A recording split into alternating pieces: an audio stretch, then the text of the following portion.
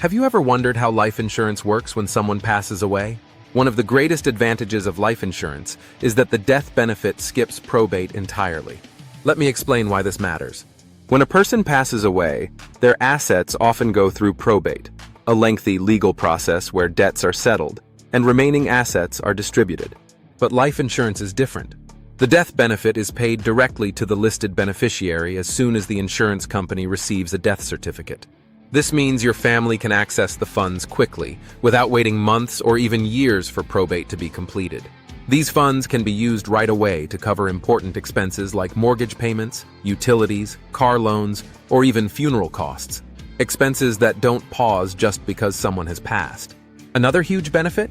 Life insurance proceeds typically aren't subject to estate taxes, and in most cases, they're entirely tax-free.